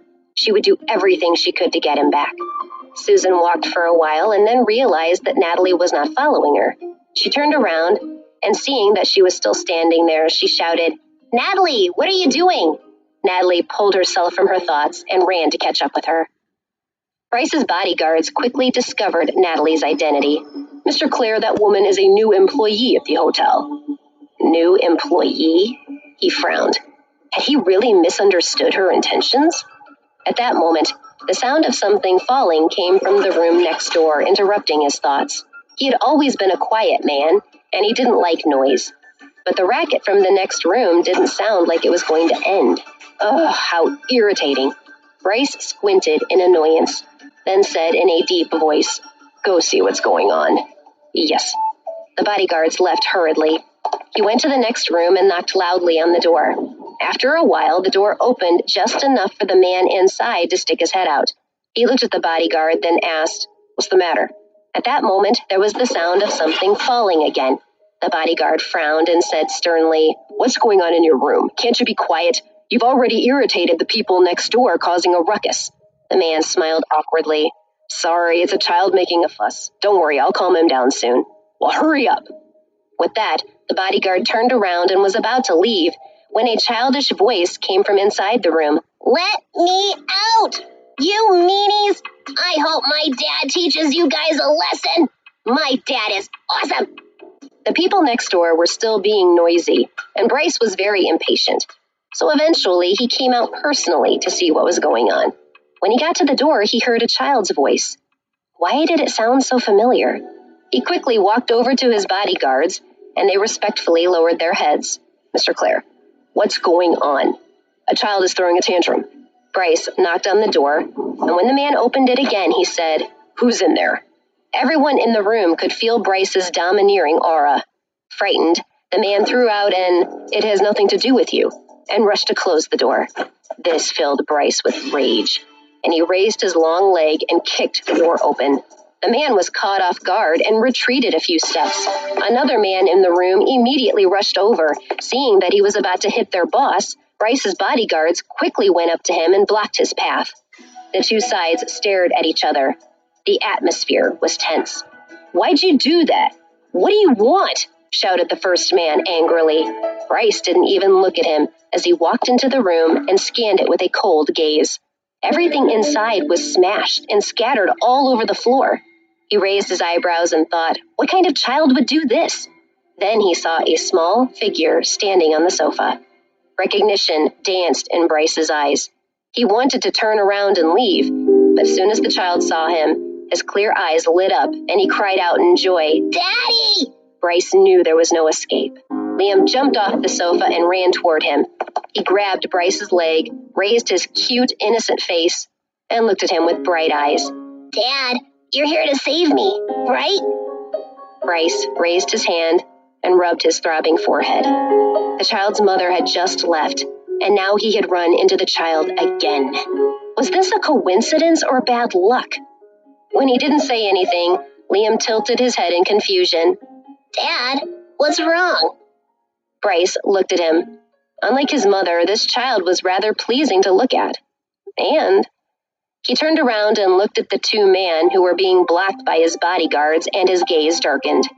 That woman had said that Liam had been locked up, and it seemed that this was true. He didn't know why, but he felt displeased when he thought about Liam, who was so young, being locked up in here. So he bent over and picked the boy up. "Liam, tell me, what's going on?" Noted pitifully, "My nasty auntie locked me up. She wouldn't let me see Mommy, and she told me to stay here. She also said that if I didn't listen, then these people would hurt me." He pointed at the two men who were guarding him and said hatefully, "That's them. They're the bad guys. Bad people, like my horrible auntie." Bryce frowned and looked at the men. When they met his cold gaze, they lowered their heads in fear. "But I wasn't scared, because I knew that my dad would come to save me." Liam hugged Bryce's neck. The child's soft, gentle voice filled his ears and touched his cold heart. The bodyguards didn't see him resist Liam's touch, but they could feel that their boss's usual aura had become warmer. They were dumbfounded. This was the first time they had seen him like this. "Why did your aunt lock you up?" Bryce asked. He remembered that the woman had said her child had been taken by her father, but she hadn't said why. He had only asked casually. He hadn't actually thought a child as young as Liam would be able to tell him anything, but the boy was smarter than he thought. "When you left the hospital, Grandpa had my horrible auntie take me away and lock me up so that I couldn't see Mommy. Auntie said that as long as they had me locked up, Mommy would do what Grandpa said." Liam let out a snort. "Auntie and Grandpa are both bad people. They bullied me and Mommy." Although he was small, his speech was clear and precise. After Bryce heard this, he was a bit shocked. What Tom had done was practically kidnapping, and he had actually done this to his own daughter and grandson. He didn't know how such a man could call himself a father. He also couldn't help but think about Natalie, who had barged into his room earlier. "I'm not lying. This was an accident. I thought Liam was here. I came to find him." Her explanation was true. Bryce felt a burst of annoyance. It seemed that he really had misunderstood her. But this had nothing to do with him. He looked down at Liam, who was in his arms. The boy gave him a sweet smile, his eyes twinkling. Bryce's heart softened, and a sigh escaped his lips as he held the child tightly and walked out of the room with big strides. Seeing that he was taking the child away, the two men panicked. They rushed forward to take him back, but they were stopped by Bryce's bodyguards. They could only watch with despair as Liam was carried away. Bryce carried the child into his room and put him down. Then he took out his cell phone and handed it to him. "Call your mother and ask her to come pick you up." Liam took the phone and stared at it for a while. Then he looked up innocently and said, "Dad, you're not taking Mommy and me home?" What a sweet question. Bryce suppressed the irritation in his heart and explained patiently, "Little guy, I'm not your dad, so you shouldn't call me that." "But you are." Liam looked at him with determination. Bryce raised his eyebrows. "Sorry, you are not my son, so stop calling me Daddy." With that, he got up to leave. Liam quickly grabbed his shirt. "Daddy!" Why was this child so stubborn? Bryce took a deep breath, pulled his hand away, then bent over. They stared at each other. "Listen carefully. I'm really not your father." Seeing how serious he was, Liam pouted in disappointment. Tears welled up in his eyes as he lowered his head pitifully and dialed Natalie's number. The call didn't connect. First, he had been rejected by Bryce, and now Natalie wasn't picking up her phone. He was even more disappointed now, and he cried out, "Daddy doesn't want me, and Mommy is gone too. I'm just a kid nobody likes." Bryce was speechless. Seeing how pitifully Liam was crying, he started to feel bad. He scratched his head in frustration, but in the end, he just couldn't bear it anymore. He held back his temper and said, "Don't cry. Stay with me tonight. Your mom will come to pick you up tomorrow." "Really?" Liam immediately stopped crying and looked at him in surprise. Bryce had a feeling that something was wrong, but he ignored it and nodded impatiently. "Really?" Then he looked at the time and said, "It's getting late. Let's go to sleep." Liam agreed. He looked around and then reached out his hand to grab Bryce's shirt. "What now?" Bryce turned around and looked at him in annoyance. Because he had just been crying, Liam's eyes were glistening. He said shyly, "I haven't taken a bath yet. Daddy, can you give me a bath, please?" What? Bryce thought he was hallucinating. The boy wanted him to give him a bath. Liam could tell that he wanted to say no, but he didn't give up. He pretended to be disappointed. He lowered his head and whispered, "Dad has never been around my whole life. Other kids' dads give them a bath. I envy them." This child. The veins on Bryce's forehead started to bulge. Liam sneaked a glance at him. Seeing that his expression wasn't good, he slowly turned around and said, "Forget it. If you don't want to, never mind." As he spoke, he slowly made his way to the bathroom. His small figure looked heavy with loss. Damn it. Bryce strode forward, scooped him up in his long arms, and held him. "Fine, I'll give you a bath if you want me to." Liam immediately wiped away his disappointment and put on a happy expression. Then he forcefully kissed Bryce on the cheek. "Dad, you're so nice." Bryce felt cheated again. After taking a bath, Liam had no clothes to change into, so he put on Bryce's t-shirt. It was so big on his small body that it looked like he was wearing a long skirt. Bryce helped him dry his hair and then told him to lie down to sleep. Liam laid down, but he couldn't fall asleep.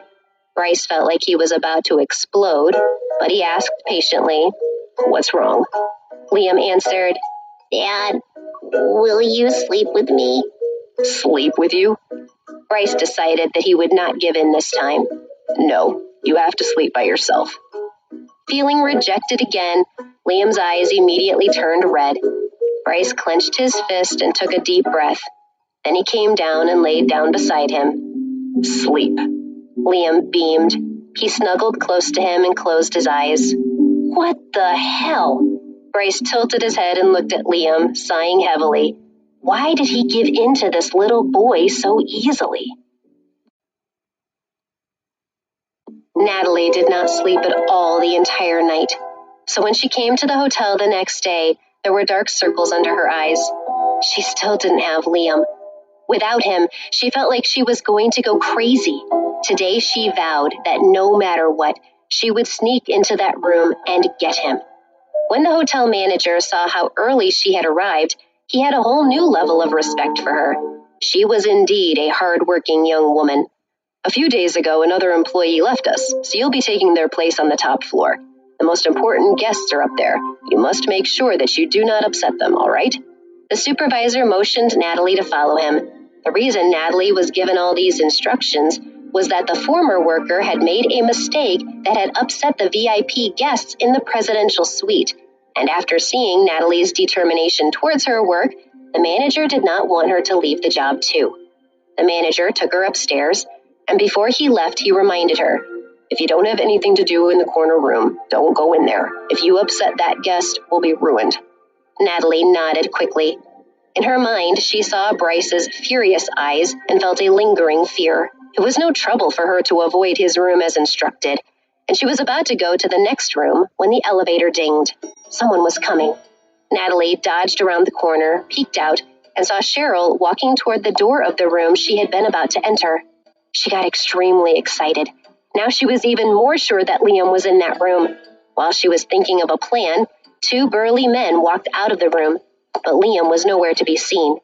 Where's the child? How has he disappeared? Anger was written all over Cheryl's face. If the boy could not be found, she would lose her hold over Natalie. The 2 bodyguards shivered as they recalled the cold eyes of the man from last night. They didn't dare to tell her the truth, so they made up a story. The brat smashed everything in the room, and while we were tidying up, he took advantage of the chaos to escape. The bodyguards lowered their heads. Useless. If you can't even take care of a child, what's the point of having you? Cheryl was angry and her face turned red. She stretched her hand out to teach them a lesson. After hearing that Liam had been lost, Natalie moved without thinking. She ran right up to the 2 bodyguards to interrogate them. What? You said that Liam has disappeared? My child is missing because you kidnapped him. This is kidnapping. I'm going to call the police. She was almost completely blinded by rage. She took out her cell phone and started to dial the police. If she could, she would have given Cheryl a slap hard enough to knock her senseless, but she was too worried about Liam and couldn't care about anything else just then. A trace of panic flashed across Cheryl's face when she saw Natalie dialing 911, and she quickly gave her subordinates a look. At her command, the 2 bodyguards held Natalie down, snatched her phone, and ended the call. Only then did Cheryl's anxious heart calm a little. If the police came and news spread about how they had taken Liam, the Davidsons' reputation would be tarnished for good. Cheryl, give me my phone back. Natalie glared furiously at her younger sister. At that moment, she wanted nothing more than to tear her into 1,000 pieces, but she was unable to move. Sis, don't worry. How far can a child go? He'll be back soon, don't you think? Since Nick wasn't here, Cheryl couldn't be bothered to continue pretending. She looked right at her and gloated. She didn't care about where Natalie's son had gone. What she cared about was that no one could stop her now. Cheryl, I'm going to find Liam. If you keep doing this, you will be punished. Cheryl's attitude lessened a little when she thought about Liam. The most important thing was to have control over Natalie, and that was only possible until they kept Liam captive. Natalie was on the verge of panicking. No one could understand how anxious she was. Every second felt like torture to her. Seeing this, Cheryl suddenly felt a great sense of satisfaction. She walked slowly over to her with a twisted look of glee in her eyes. Although the child is lost, why are you still here? Isn't it Bryce's responsibility to find out his whereabouts? If he really is your son's father, and you are his child's mother, he would have rescued your Liam way earlier.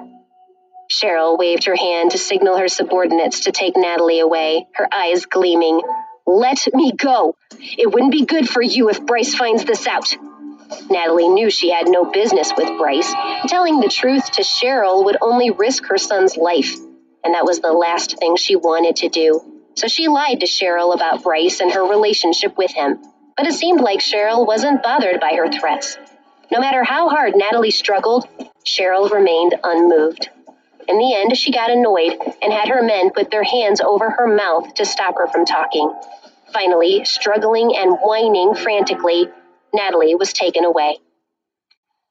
Bryce didn't sleep well. The child had been buried in his arms all night, trying to hug him, and this had given him a headache. It seemed the little guy couldn't wait for morning. He woke up very early and looked at Bryce's phone eagerly. Dad, why hasn't Mom called me back?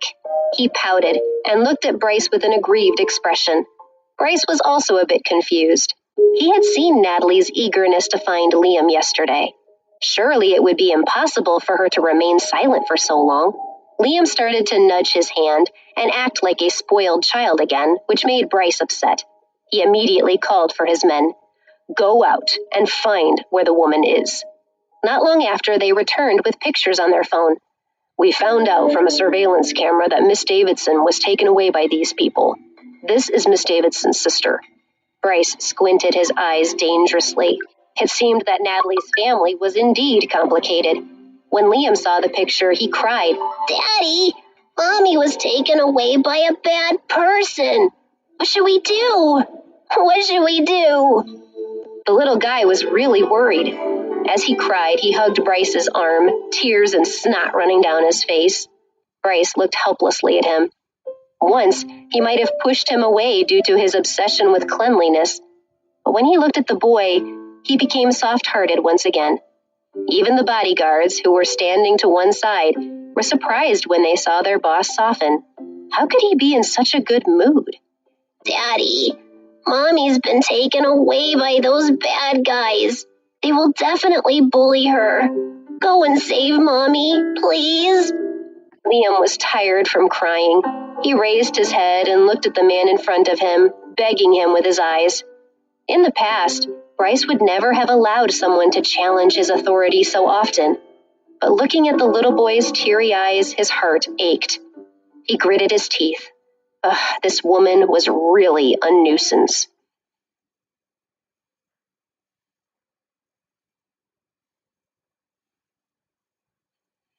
Natalie's head was covered by a cloth which shrouded her in darkness. She had thought that she might be taken to a remote place. As time passed, she became more and more anxious. She used all her strength to kick at the door with her unbound feet, but it didn't budge an inch. After struggling for a long time, there was finally some movement at the door, and a few big men who looked like bodyguards opened it and pulled off her hood. Natalie's eyes adjusted to the light, and she glared at the woman in front of her. She found that she was in Davidson Mansion. She tried to pull free from her restraints, her face red with anxiety.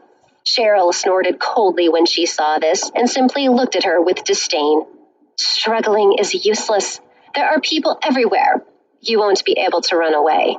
I think you should just wait for Bryce to come and save you. You two are together after all. If he really likes you, he won't ignore you, right? Cheryl's eyes flashed with jealousy. She suddenly couldn't stand the thought of Bryce saving this woman. He was such a fine man. A woman like her didn't deserve him. Natalie frowned as she thought about how she had angered Bryce yesterday and started recalling everything that she had thought while she was being held captive in the hotel. Her expression turned even uglier as she thought about how Liam was missing and how she had been kidnapped. Noticing the subtle change in her expression, Cheryl's eyebrows lifted, and she snorted with a malicious smile. What's wrong with you? She looked again at Natalie's expression and suddenly felt suspicious about something. Wait, were you acting all this time? Were you lying when you said you were with Bryce? Were you lying to us? Cheryl's pretty, delicate face became distorted with jealousy. Now, she no longer looked like a lady from a noble family. Huh? Of course it's true, Natalie sneered. Her eyes became increasingly cold as she looked at Cheryl, and she tried to look confident. He might be trying to find me, and when he does, you won't be able to take the consequences. Cheryl believed this. All right, sister. We'll wait and see. As she finished speaking, she waved behind her, and two burly men appeared again and started dragging Natalie inside the Davidson house. Natalie couldn't understand why they were doing so and wanted herself to be free so that she could find Liam. At that moment, she was only concerned about Liam.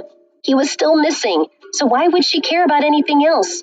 Although he was very smart, he had just arrived here and didn't know anyone. What if something happened? What should she do?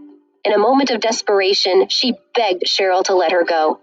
But Cheryl remained unmoved. In fact, she felt even more pleased with herself. While Cheryl was walking away, Natalie saw a figure passing by Cheryl and immediately recognized the man. Tom walked over. He didn't even look at Natalie, but instead asked Cheryl what's going on. Cheryl was still very afraid of her father. She lowered her head and told him the whole story without hiding anything. Of course, she also told him about losing Liam.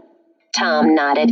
He didn't have much of an expression, but it was obvious that he was worried as he instructed the bodyguards, "Watch her carefully. Don't make any more mistakes." As for Liam's whereabouts, Tom didn't mention it. His grandson's life didn't matter to him at all. Natalie looked at her family's faces and felt disheartened. Her heart, which held no hope, ached uncontrollably. It was said that blood is thicker than water, but now her child was gone, and they were indifferent. They only cared about their business, and they would keep her locked up so that she couldn't go looking for him. Only her family could be so heartless. Natalie was filled with hatred, and she wanted to get out of the place as soon as possible. She used all her strength to ram into the two men who were holding her back, trying to find a chance to escape, but she was not strong enough, and soon they had a hold of her again. Tom and the others looked at Natalie in confusion when they saw the commotion. Liam is lost. But you guys only care about yourselves. If anything happens to him, even if I die, I'll take you all to hell with me, Natalie roared in despair. But it didn't shake her family's cold hearts. Go ahead, do whatever you want. You won't be able to leave until Bryce agrees to be my business partner. With a snort, Tom turned his back on her and left, not a trace of emotion in his eyes. Natalie was locked up in her room. She had no way to escape, and this made her anxiety skyrocket. Outside, Cheryl's mother came over when she heard the commotion. Seeing that Natalie was being held, a flash of joy appeared on her face, but her attention shifted to Tom, who was standing there with a sullen look on his face. Quickly, she tried to comfort him. Tom, don't be angry. I see that this girl is so much trouble that Bryce hasn't even bothered to come for her yet. They probably don't have a relationship at all, and she lied to us. Evan Wilson isn't so bad, although he is a bit old and also divorced, but he has a lot of assets. If she marries him, it will help us a lot. Tom nodded. He had just started to relax a little when Cheryl added, Yeah, Dad, how could a man like Bryce be with her anyway? I think we got it wrong. Hearing that, Tom's expression turned sour again, and Cheryl felt secretly happy. She wanted her father to hate Natalie. Anyway, to her it was impossible that Natalie could be with someone like Bryce. She should be grateful to be married to an old man. She thought this even though everyone knew that Mr. Wilson was an awful person. In fact, his two previous wives had divorced him for domestic violence. While this was going on in the Davidson household, the news was out that the CEO of the Clare Group, Bryce, had been at a hotel with a child. Many people assumed that the child was his illegitimate son.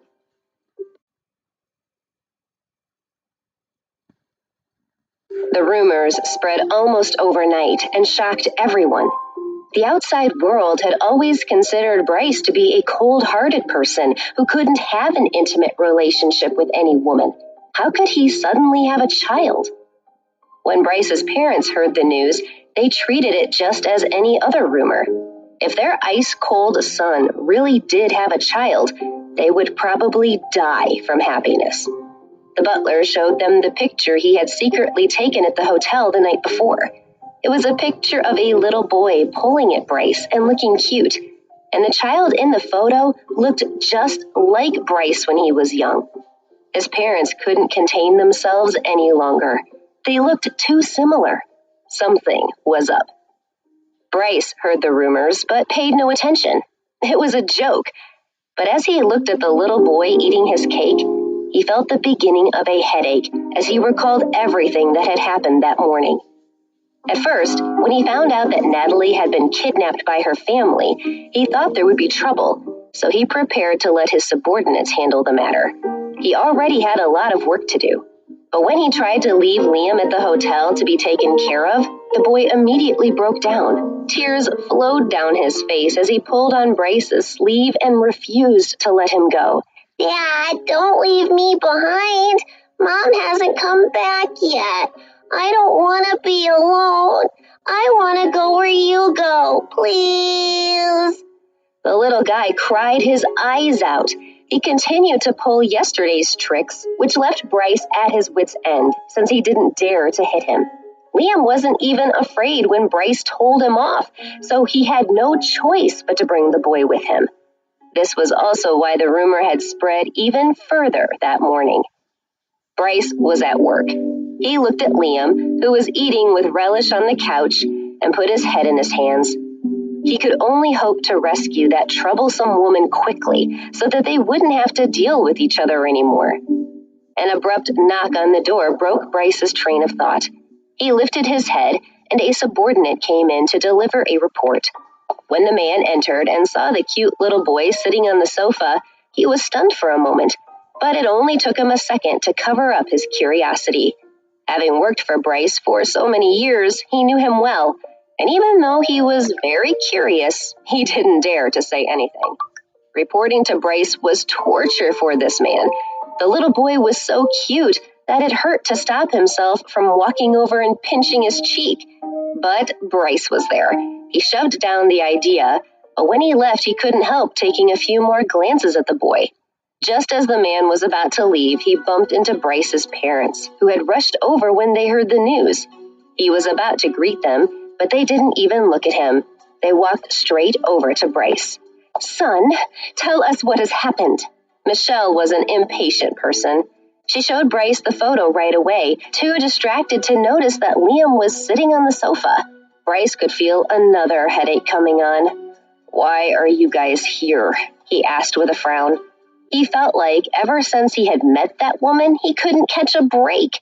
"How could we not come? You have a child? What's going on? Where is he now?" Bryce peeked at the couch behind Michelle.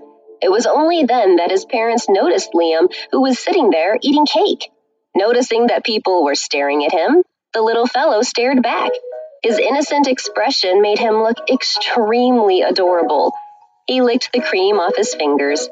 He felt like these old people were very kind, and he greeted them. Liam, who spoke softly, didn't care, but Michelle and Robert, who were listening to him, paid close attention. Hearing this childish greeting, Bryce's parents' hearts trembled for an instant. They immediately walked over to Liam.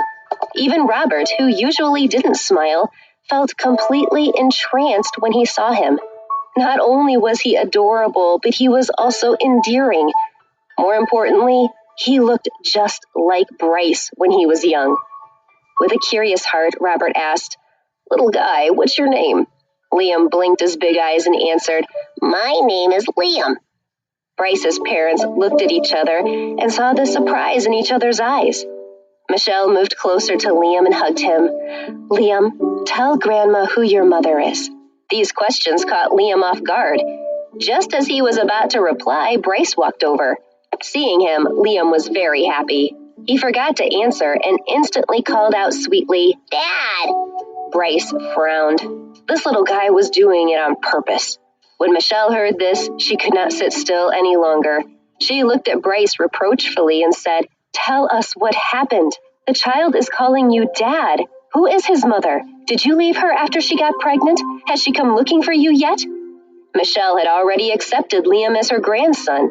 She didn't know why she had this strange feeling, but she had felt very close to him the moment she saw him. Veins popped out on Bryce's forehead. Suddenly, the image of Natalie's face appeared in his mind, and he became extremely agitated. He patiently explained to his parents, "Liam is not really my son. He just calls me Dad." His mother never denied it and misled him. Bryce felt that he shouldn't have been so soft-hearted as to help that woman and cause so much trouble for himself. But despite his explanation, his parents did not believe him. Anyone could tell that Liam wasn't lying. Robert looked at his son reproachfully. Bryce once again felt frustrated. He did sleep with multiple women, but was always very careful. He had never encountered anything like this. He believed that he never slept with Natalie, so how could he be the father?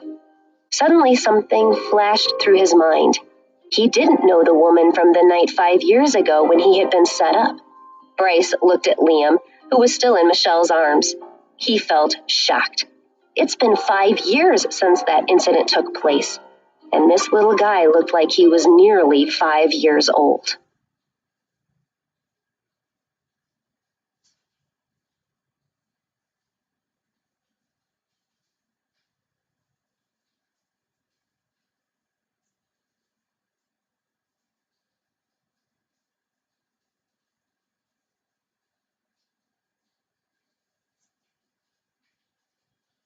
Episode 22, Save That Woman.